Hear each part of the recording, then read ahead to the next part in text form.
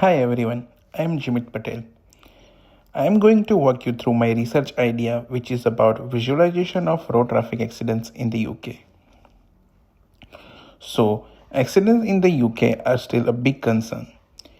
In 2024, more than 100,000 people were injured and over 1600 people lost their lives. There are so many reasons behind the accidents that can be weather, road design, visibility, and sometimes human mistakes.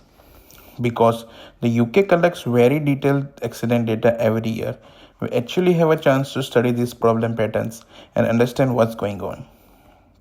Now, let me start with why I chose this topic. The UK collects a huge amount of accident data. 1 year alone can have over 130,000 accident records. That's a lots of information.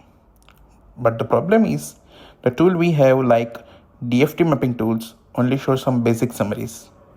They don't let us dig deep or find useful hidden patterns.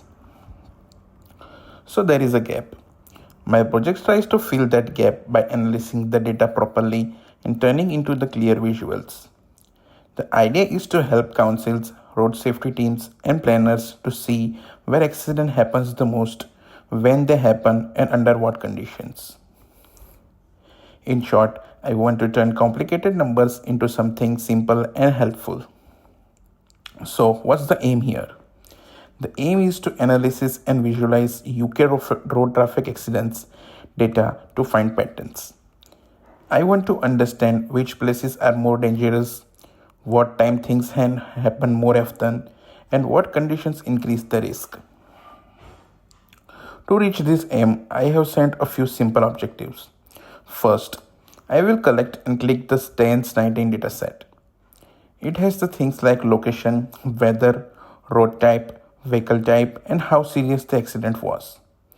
Secondly, I will create visuals like hotspot maps and trend charts to understand the patterns clearly.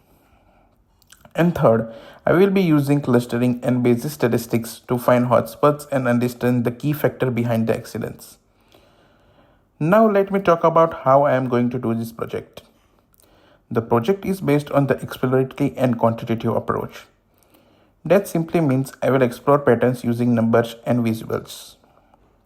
For data, I will be using the latest test ranking data, some weather information, population data, and road type data also. After correcting all this, I will clean it and make sure everything matches properly. Next, I will be analyze the data in Python. I will be use pandas and geopandas for cleaning and mapping. Then I will be using dbscan clustering to detect the accident hotspot. I will also look at the accident by hour, day and month so I can understand the time patterns. And I will run the simple correlation test to see how things like weather or road type link to accident severity. To check the quality of my work, I will be using cluster evaluation scores like Sehut values. I will compare my results with the official reports also to make sure they make sense. And I will take feedback from my supervisor or peer to improve my visuals. Now I will explain the graphic on my poster. You can see figure 1 is accident counts by road type. This one shows how many accident happens on different road types. You can see that some roads like A roads have more accidents simply because they are busier.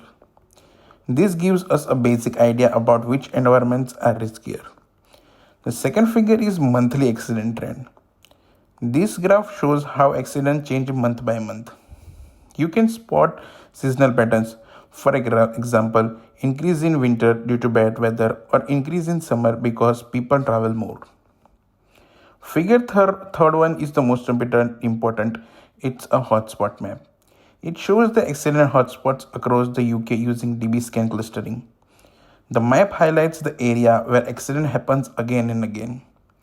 These places are good targets for road safety improvements. Now, let me quickly talk about ethics and risk. Because this is an accident data, there are few things I need to be careful about. The data might have some missing values, but I will be using the latest version to reduce that problem. Not all accidents are reported to the police, so data may be biased. I will explain things clearly in my findings. I also need to follow GDPR rules and the open government license. The state's data 19 is anonymous, so there is no personal information, which helps me.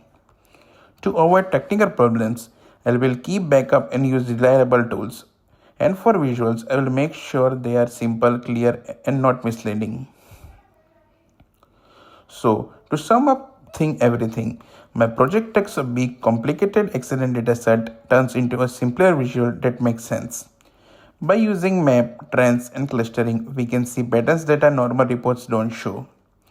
This can help road safety teams to understand which places are dangerous, what accident time increases, and which condition cause higher risk. The goal is to support better decision making and hopeful to help make roads safer in the future. Thank you for listening.